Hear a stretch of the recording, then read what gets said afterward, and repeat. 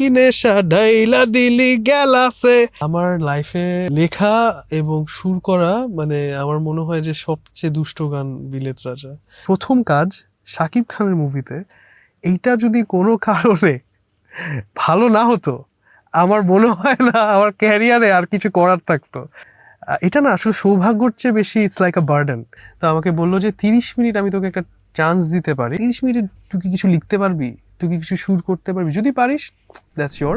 আচ্ছা, আমার আগ্রহের জায়গা হিপ হপ বলতে মানে R&B বলা যায়, মানে it's part of hip hop of course. তো R&B আমার ফেভারিট ওই সময় জেইশান, তারপরে এইকন, এগুলা থেকে ইন্সপায়ার হয়ে আমার অনেক ইচ্ছা ছিল বাংলা R&B করার। So that's how I started my journey. তারপরে 2016-তে ফার্স্ট আমার মানে মিউজিকের সাথে পরিচয় বলেন বা যাত্রা শুরু বলেন, এর আগে পর্যন্ত মিউজিকের ধারে কাছেও ছিলাম না। তো ওইখান থেকে শিখতে শিখতে করতে করতে 17-তে আমার প্রথম 2টা কাজ রিলিজ হয়, ইট ওয়াজ এ কমার্শিয়াল প্রজেক্ট।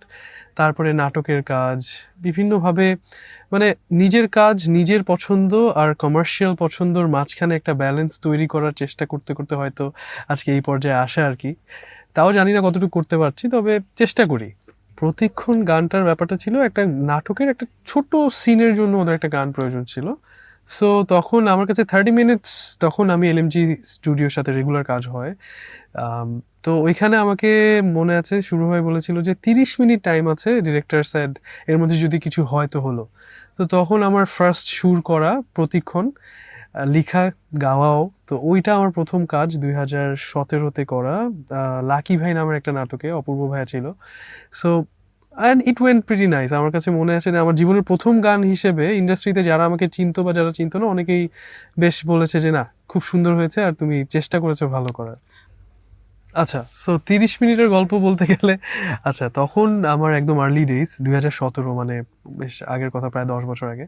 তো আমাকে বললো শুভ্র রাহা, এই গানটার কম্পোজিশন মানে মিউজিক অ্যারেঞ্জমেন্ট যে করছে, তো আমাকে বললো যে 30 মিনিট আমি তোকে একটা চান্স দিতে পারি, কারণ তখনও পর্যন্ত আমি পুরো একটা গান করা মানে আমার হয়ে ওঠেনি। তো বললাম আমি তোকে 30 মিনিট টাইম দিতে পারি, 30 মিনিটে তুই কি কিছু লিখতে পারবি, তুই কি কিছু শুট করতে পারবি, যদি পারিস দ্যাটস ইয়োর, সংটা তোর, আর যদি না পারিস তাহলে ঠিক আছে, তোকে এই অল্প অল্প কাজই দিব। সো 30 মিনিটে তো আমার মানে আমার জাস্ট মনে আছে যে আমি জাস্ট বসলাম অ্যান্ড আমার মনে যত আবেগ ছিল মানে আই ট্রাইড মাই বেস্ট। তা আমাদের 30 মিনিট লাগে নাই বাই দ্য ওয়ে, একটু 20 মিনিট বা 25 মিনিটের মতো। আমি বলছি ভাই এইটাই, এর বেশি কিছু পসিবলই না।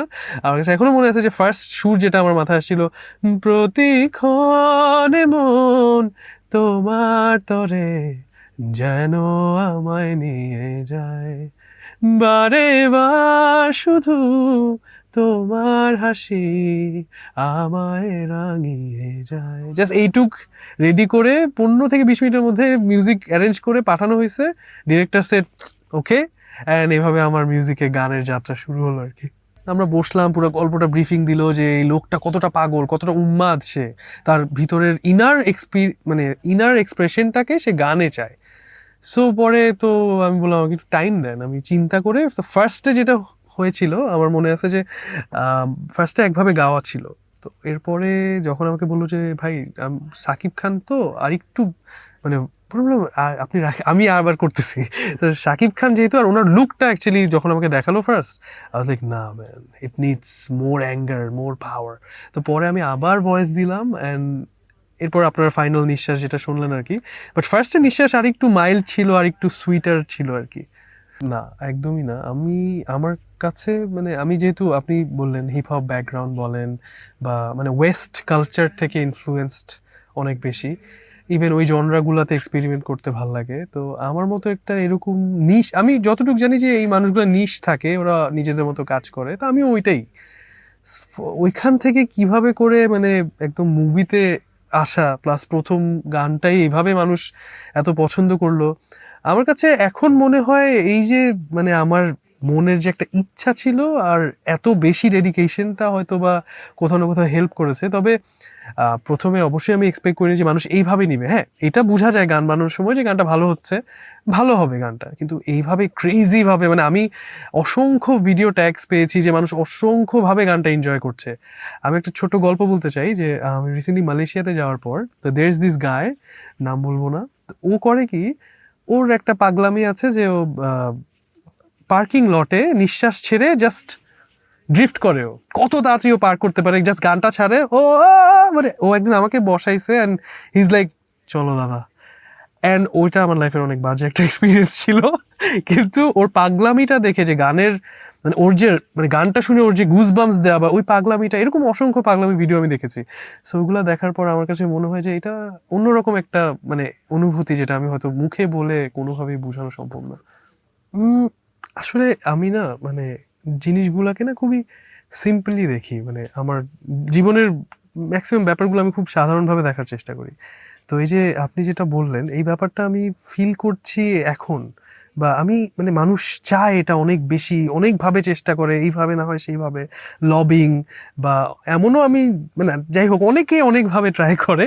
তো আমার ক্ষেত্রে যেটা হয়েছে কি, আমার কাছে শুরু থেকে একটা জিনিস আমি বিশ্বাস করতাম, যেটা আমি এখন পর্যন্ত করি, আর এই কারণেই হয়তো আল্লাহ টিকায় রাখছে আমাকে এখনো, সেটা হচ্ছে আমি যদি কাজ ভালো করি তাহলে হয়তো আমার কারো কাছে যে রিকোয়েস্ট করতে হবে না, আমার অমুক ভাইয়ের আন্ডারে যে তুমুক ভাইয়ের পা ধরে সালাম করে হয়তো বা আমার কাজ আনতে হবে না। আমার যদি কাজ ভালো হয় অমুক ভাই হয়তো আমাকে এসে বলবে তোমার কাজ ভালো হচ্ছে, you should work with us. So আমার এটাই ফিলোসফি ছিল। আর স্পেশালি সাকিব খান মেগাস্টার আমাদের দেশের, অবশ্যই আপনার মানে আমাদের দেশে যদি একটা স্টারের কথা বলেন যে এই পরিমাণ উচ্চতায় আছে, একমাত্র সাকিব খান, মেগাস্টার সাকিব খান বা সুপারস্টার রকস্টার যেটাই বলেন না কেন। আমাদের অনেক হিরো আছে, আমার পছন্দেরও অনেক হিরো আছে, তবে এই যে অরাটা, এই লেভেলটা পর্যন্ত যা এখনো আমার মনে হয় না কেউ যেতে পেরেছে।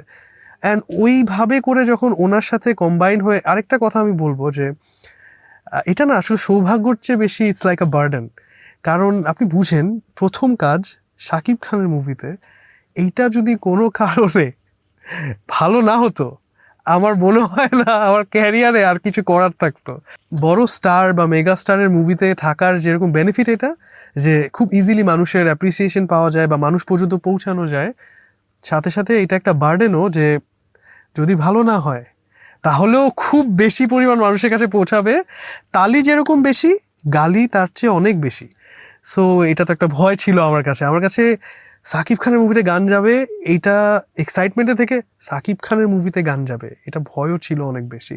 সো যাই হোক, দুটো মিলে আমরাও চেষ্টা করেছি আমাদের সর্বোচ্চ দেওয়ার। ইভেন আমি হৃদয় ভাইয়ের নাম বলতেই হবে, উনি শুরুতে যেভাবে বলছে যে আমরা যেভাবে করে গানটা দেখব, উনি না ওনার কথা রাখে, উনি ওইভাবেই গানটাকে প্রেজেন্ট করেছে যে it went so grand. And আমার কাছে মনে হয় সব কিছু মিলে it went really nice. And অবশ্যই মেগাস্টারের মুভিতে থাকা মানে আপনার পসিবিলিটি, রিচ আউট পসিবিলিটি অনেক বেশি থাকে, এটা কোনোভাবেই আপনি ডিনাই করতে পারবেন না। বিলেত রাজা আমার লাইফে লেখা এবং সুর করা মানে আমার মনে হয় যে সবচেয়ে দুষ্ট গান বিলেত রাজা। অ্যান্ড আমার কাছে যেমন, আমি আগেই বলে নেই যে বিলেত রাজা নিয়ে যেরকম আমি অনেক তালি পেয়েছি, কিছু জায়গায় অনেক গালিও খেয়েছি যে এটা কেমন লিরিক্স, তুমি সব কিছু নষ্ট করে ফেলছো, এরকম লিরিক্স, এরকম কথাবার্তা, বাংলা সংস্কৃতির বিরুদ্ধে, অনেক কিছু শুনেছি। তবে আমার একটা কথা কি, যেমন আমার পছন্দের অনেক গান আছে যেগুলো হয়তো আমি নীরবে শুনবো, যেগুলো হয়তো আমি, আবার কিছু পছন্দের গান যেগুলো আমি ড্রাইভ করার সময় শুনবো, কিছু পছন্দের গান যেটা আমি হয়তো কোনো বিয়ে বাড়িতে শুনতে চাই।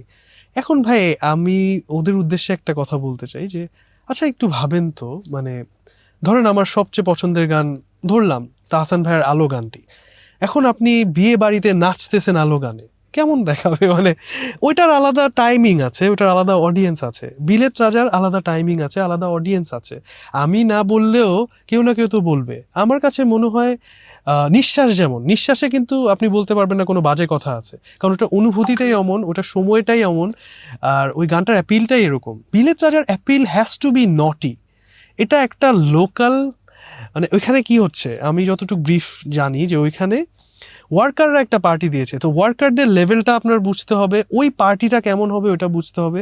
তো ওই পার্টিতে অবশ্যই আমি কোনো একটা সুন্দর শব্দ চয়নের গান, মানে আমি জানি না, আমি হয়তো ওইটা পারি না, তা আমি দুঃখিত যাদের খারাপ লেগেছে গানটা। হ্যাঁ, সুশীল শব্দের ব্যাপারটা আমি হয়তো বুঝতে পারিনি। তা আমার কাছে এনজয়মেন্টটা এরকমই, তাই আমি এইভাবেই প্রেজেন্ট করেছি।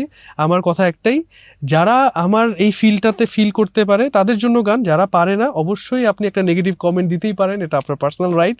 তবে আমার কাছে বিলেত রাজা জোস লাগছে।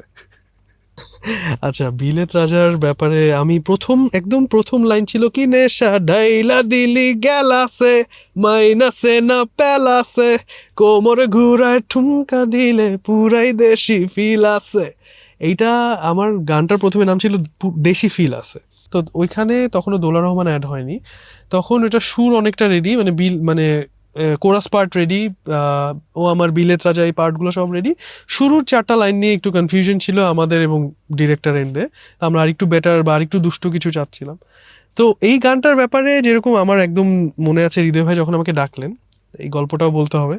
নিঃশ্বাসের পর অনেক দিন হৃদয় ভাইয়ের সাথে আমার কোনো কথা নেই, কি কথা, মানে হঠাৎ হৃদয় ভাই আমাকে ফোন দিয়ে বললো একটু আসেন না গল্প করি। তা গল্প করার লোক তো সে না। তো আমি গেলাম, যাওয়ার পরে আমাকে বললো অনেক কিছু, বললো যে আমরা একটা মুভি বানাচ্ছি। প্রথমে নিঃশ্বাস নিয়ে বললো যে কতটা তারা হ্যাপি বা কতটা মানুষ হ্যাপি এই গানটা নিয়ে। তো এগুলা প্রেজ করার পরে সে বললো যে আচ্ছা এখন আমরা কাজের কথা বলি। তো আমি লাইক হ্যাঁ এটার জন্যই আসছি, বলেন। তো উনি বললো আমি চাই আপনি একটা আইটেম সং বানান। আমার না প্রথমে মনে হলো যে আমি নিঃশ্বাস দেওয়ার পরে, এইভাবে মানুষকে ইমোশনালি ড্রাইভ করার পরে আইটেম সঙ্গে যাবো ভাই, আমি একটা নিঃশ্বাস টাইপের কিছু করি, আরও অ্যাগ্রেসিভ কিছু করি।